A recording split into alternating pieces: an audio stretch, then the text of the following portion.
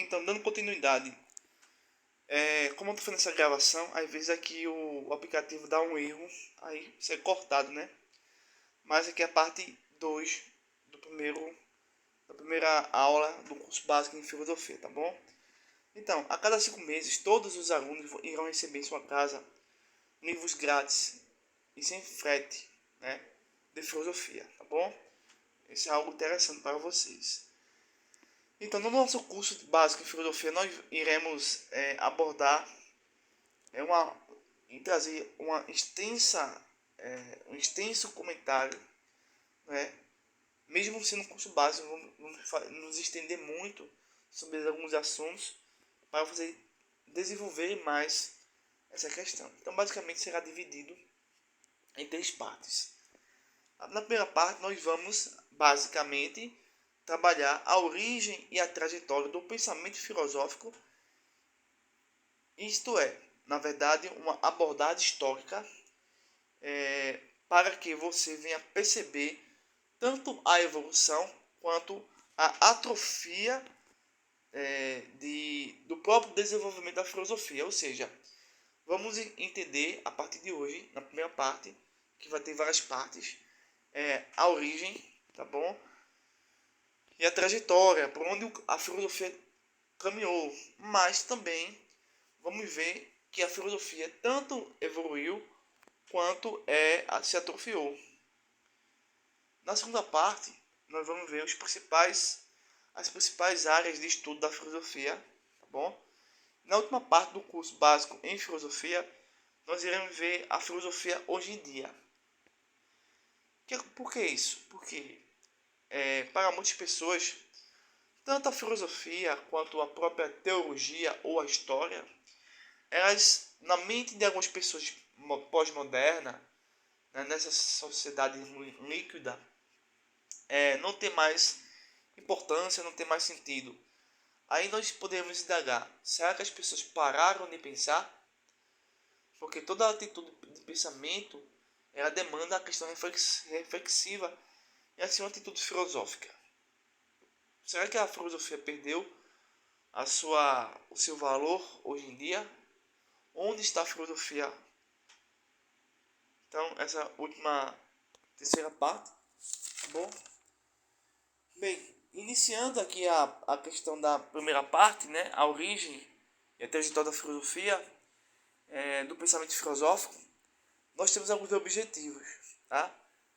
Primeiro objetivo desse estudo, da primeira parte, é descrever a origem e o desenvolvimento da filosofia, desde o mito até a razão. Ou seja, nós vamos perceber que a filosofia ela nasceu no momento exato, na época exata, e ver que houve uma transição, né, do mito para a razão que deu origem à filosofia. Um outro objetivo é reconhecer a importância do pensamento grego para o desenvolvimento da filosofia. E também, como nós somos protestantes, como nós acreditamos na Bíblia, a palavra de Deus, nós precisamos também ter essa percepção de que a filosofia ajudou, beneficiou, tá, a teologia cristã. Lá na frente nós iremos explicar melhor isso aí. Terceiro objetivo, conhecer os principais períodos da filosofia, algo muito importante para o seu aprendizado, que é entender os princípios, né, os principais períodos que a filosofia teve. Também conhecer as principais correntes filosóficas. Existem inúmeras correntes filosóficas hoje em dia. Então é algo muito importante. Então, a origem da filosofia. Vamos começar falando sobre a origem da filosofia, o princípio, né, o começo, né, o pontapé inicial. Onde começou a filosofia? Com quem começou a filosofia? Primeiramente perguntamos o que motivou os primeiros pensadores a buscar respostas para seus questionamentos que não fossem de cunho mítico ou religioso. Então, o que aconteceu com as pessoas que vão ser os primeiros a tentar desenvolver um pensamento mais racional. O que aconteceu, o que estava acontecendo no aspecto cultural, no aspecto socioeconômico, no aspecto espiritual, o que estava acontecendo, o que motivou todo esse contexto a fazer com que homens se levantassem, vamos dizer assim, uma certa escuridão, né, para entender o mundo. O que aconteceu? Bem, a base para essa resposta vem quando entendemos o mito. O mito foi útil para o ser humano, mas a imaginação começou a perder sentido e assim o ser humano teve que desenvolver a razão. E é justamente aí que precisamos explicar o que é a filosofia. Então, por muito tempo, o mito foi usado para explicar diversos fenômenos físicos e fenômenos psicológicos, fenômenos espirituais, mas houve um momento X em que essas explicações não se sustentavam a si mesmas e se tornaram insuficientes.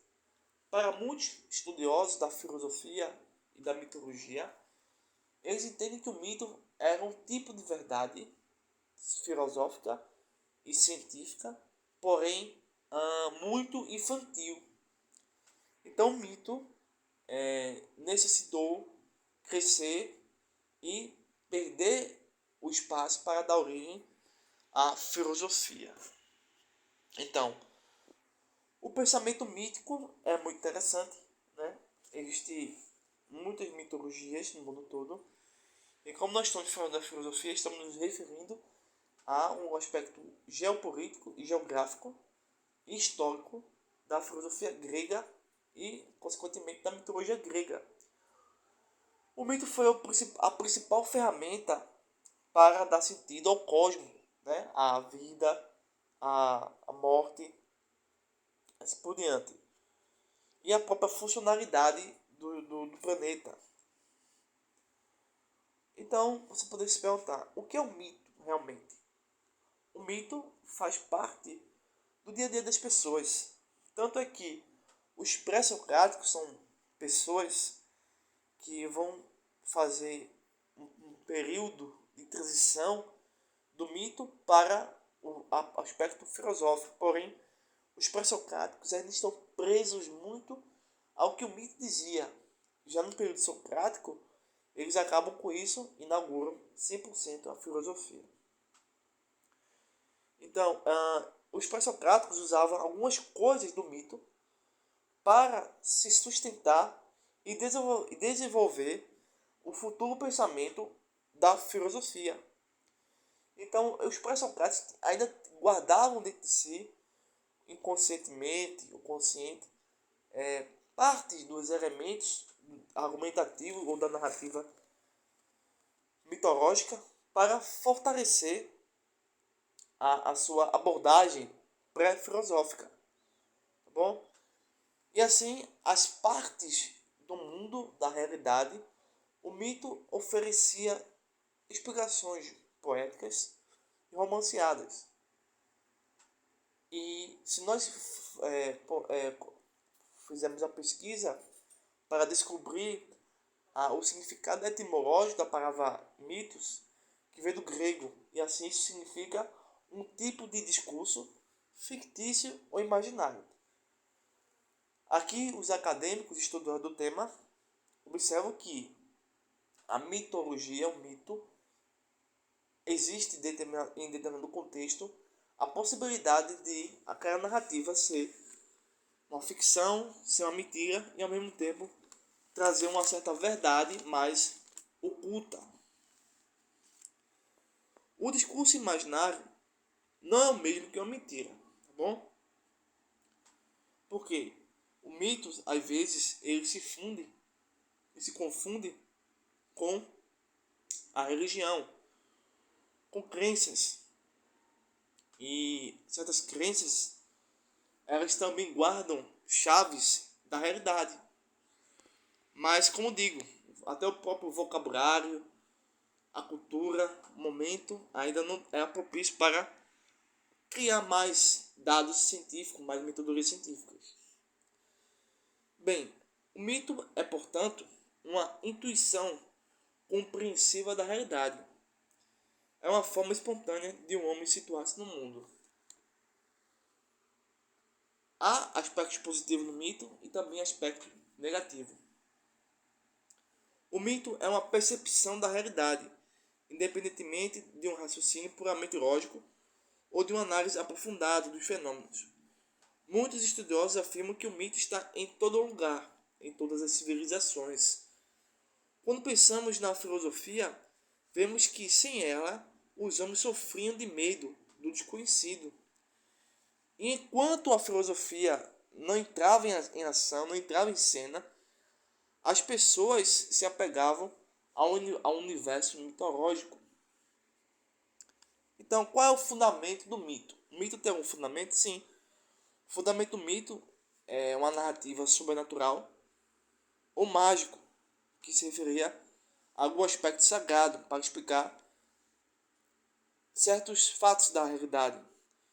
Então, o poema narrativo, a carência de experiência, fazia com que o mito perdesse notoriedade naquele momento. Então, o mito era transmitido oralmente por poetas, cantores e assim por diante. Bem, estamos quase chegando à nossa primeira parte do curso básico em filosofia e nós vamos ver aqui o PDF que vocês vão receber, tá? Todos que estão no nosso curso vão receber esse PDF, tá certo? Nós vamos concluir essa primeira parte inaugural explicando a vocês rapidamente o que é a filosofia, baseado aqui no nosso livro texto que está em PDF que vocês vão receber no seu WhatsApp ou no Telegram, tá bom? Eu vou aqui sair dessa imagem e vou entrar aqui na minha pasta, no aplicativo de PDF, e abro aqui o livro para vocês poderem acompanhar a leitura e tentar explicar e compreender o que é a filosofia, tá bom? Só um minuto aí.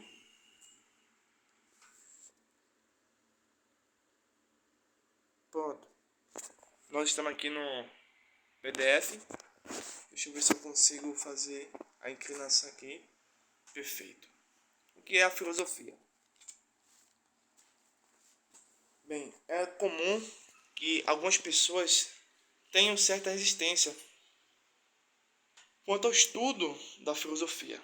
Determinada resistência se deve a vários fatores, entre eles podemos destacar a necessidade de colocar suas certezas à prova, ou seja, duvidar de suas crenças e certezas mais profundas, questionar e buscar uma razão para a ordem das coisas em nossa volta. Então, isso é algumas pessoas, isso é bem comum, que tem um certo pânico ou pavor de pôr à prova o que eles acreditam. Vou dar um exemplo aqui. A Páscoa. A Páscoa hoje aqui no Brasil, referindo-se ao nosso contexto geopolítico e histórico no Brasil, tá? As pessoas estão comemorando hoje a Páscoa, né? Comendo ovo de chocolate, essas invenções. Existe, obviamente, a questão do comércio, porém, a questão religiosa, né?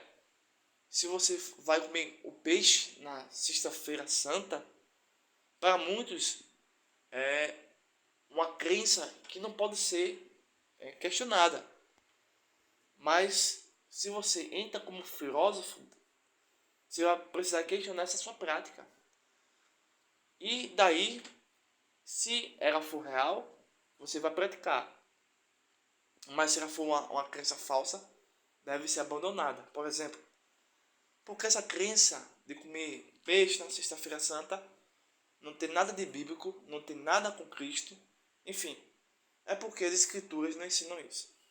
Então você põe à prova a crença de comer peixe na Sexta-feira Santa baseado em uma documentação. Enfim, como exemplo, né, da leitura que acabamos de fazer aqui agora. Bem, a atividade filosófica, enquanto abordagem racional, surge de um contexto cultural grego. expressando-se inicialmente como tentativa de explicar a realidade, o mundo sem recorrer à mitologia e à religião. Entretanto, talvez você esteja se perguntando por que preciso aprender filosofia. Antes de qualquer coisa, observe a figura a seguir e reflita sobre a mesma que incomoda o pensador. Por que eu preciso aprender filosofia? Então, observe a imagem, reflita e vamos dar continuidade à leitura. Então, nós estamos primeiramente tentando responder o que é filosofia. E para responder essa pergunta, o autor cria uma outra pergunta, né, para que eu preciso aprender filosofia. Bem, qual é a conclusão que você chegou ao observar a figura? Qual é a conclusão? Bem, a conclusão que eu, Luciano, cheguei nesse momento é que a figura mostra um indivíduo que consegue pensar, porém mas que está preso a um pensamento tanto mental quanto material e ele não consegue se movimentar. Qual é o significado do indivíduo estar acorrentado junto a um peso? Então, dá a princípio, a ideia de uma pessoa que está sendo escrava, está sendo escravizada. Então, no nosso pensamento, essa ideia de ser escravo é escravo de uma doutrina, de uma ideologia que não é real, que não é satisfatória, que não é interessante. Então seria o que? Um mito, né? As pessoas sempre estão presas ao mito. Hoje, no século XXI, aqui no Brasil, as pessoas estão presas ao mito chamado ideologia. Estão presas ao mito chamado antiteísmo. As pessoas estão presas no mito chamado ateísmo, ou no agnosticismo, ou no relativismo. Então, a filosofia tem por finalidade despertar no ser humano o estado de comodismo, cumpre o papel de desvencilhar o ser humano das amarras ideológicas, libertá-lo das ilusões e manipulações que embotam a razão e escravizam a consciência humana. Bem, veja só. A ideia de libertação, ela realmente acontece na filosofia. Acontece sim.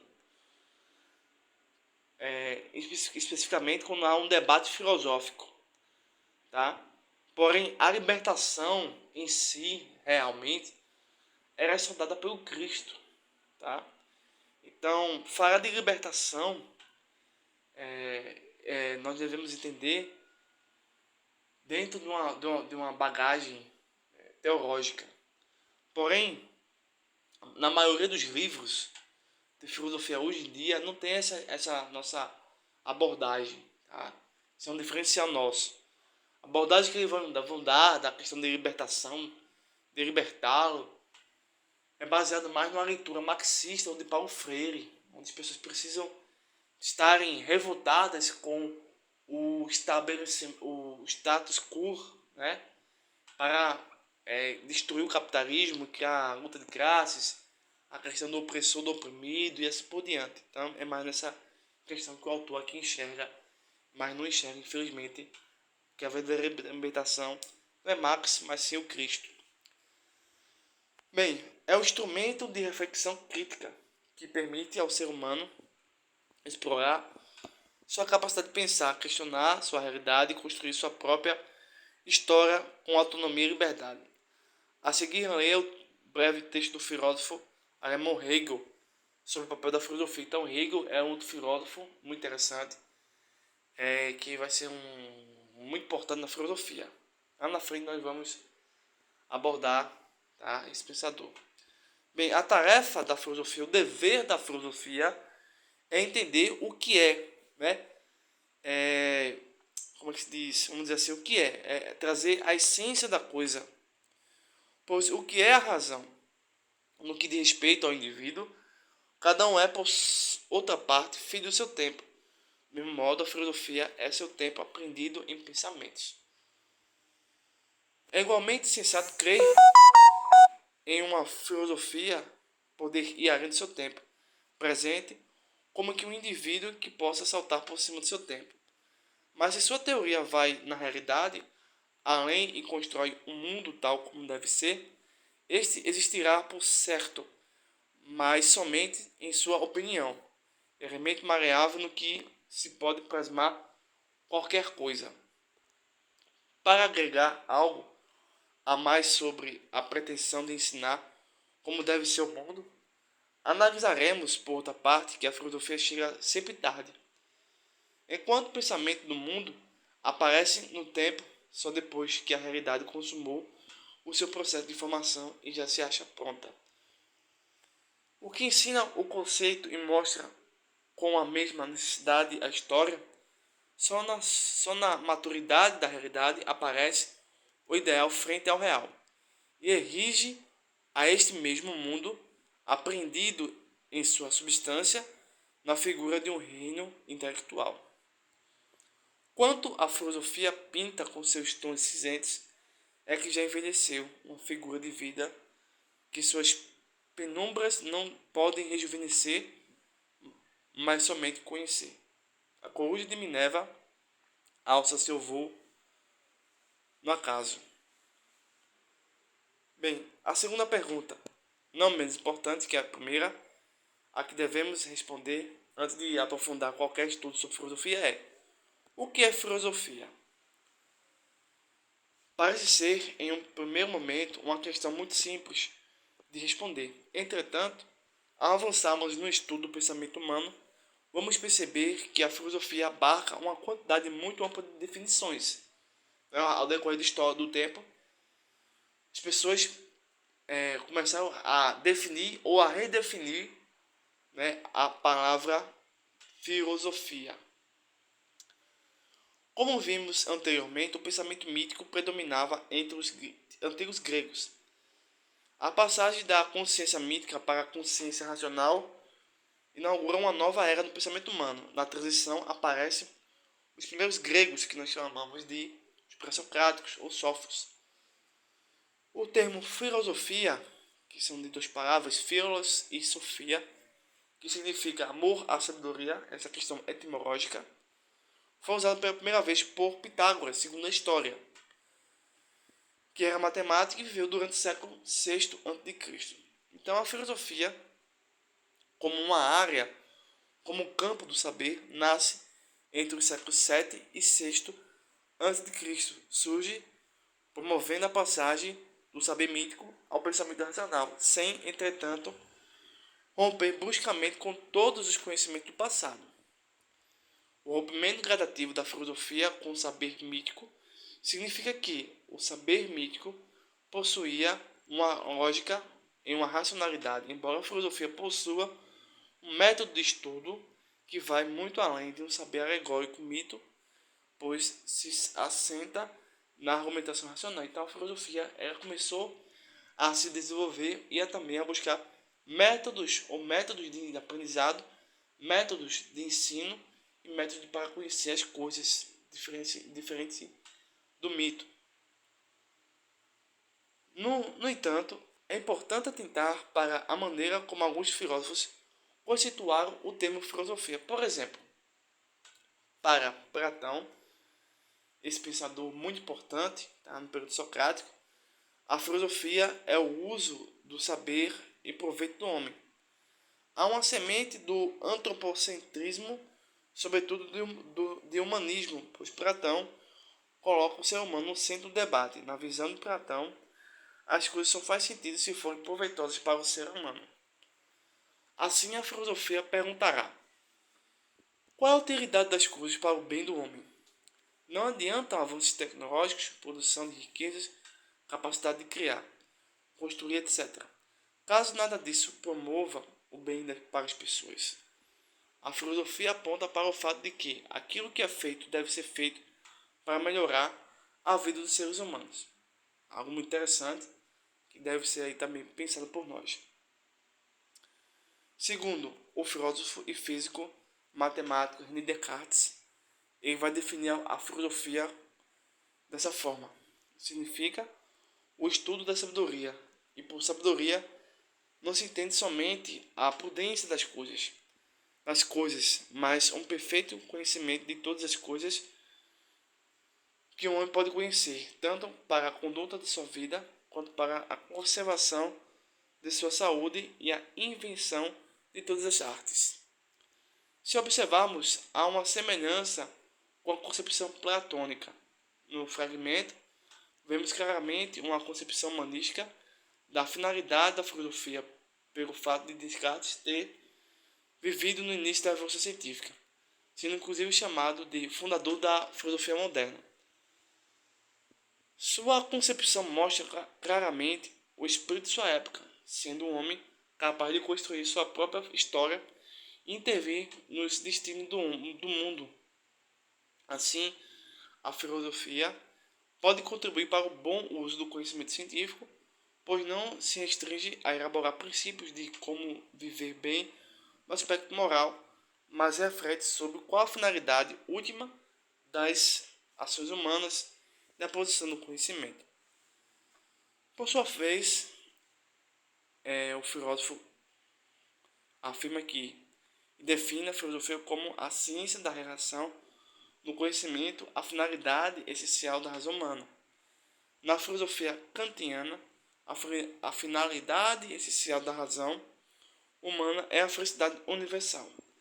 Assim, a razão em Kant não possui apenas ideias, mas tem seus ideais, e o ideal da razão é a felicidade universal.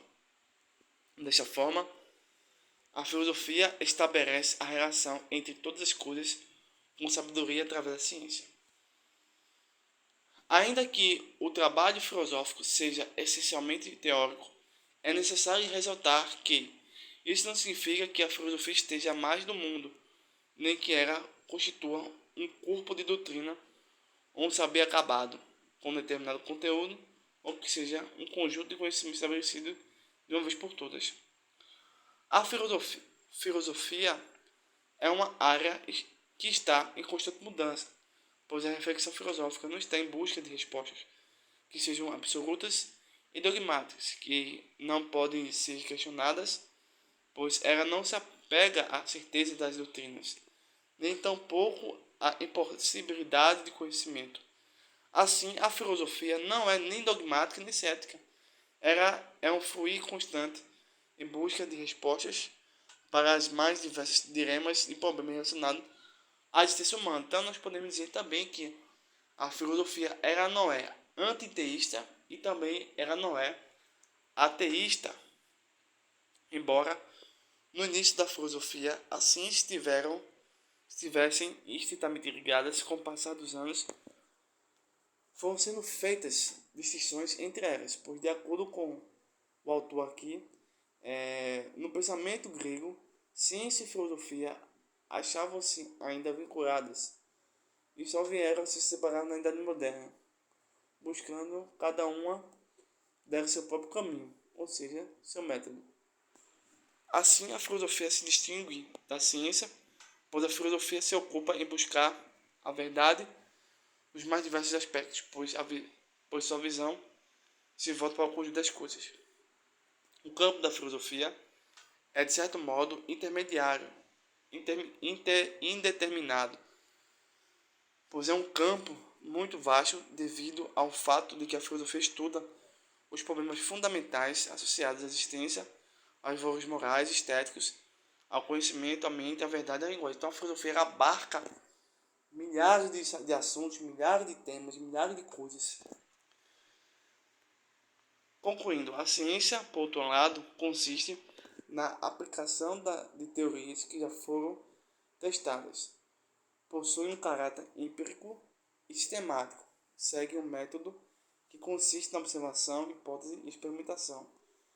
E conclusão, a filosofia não faz juízos de realidade, como a ciência, mas juízos de valor.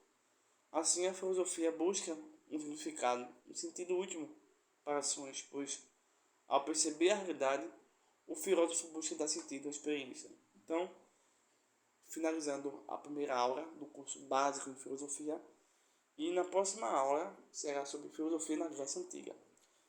Então, nos procure, entre em contato conosco, matricule-se e venha estudar com a gente um curso de filosofia básico.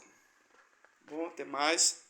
Bons estudos. Qualquer dúvida, entre em contato pelo telefone 819-8870-9867.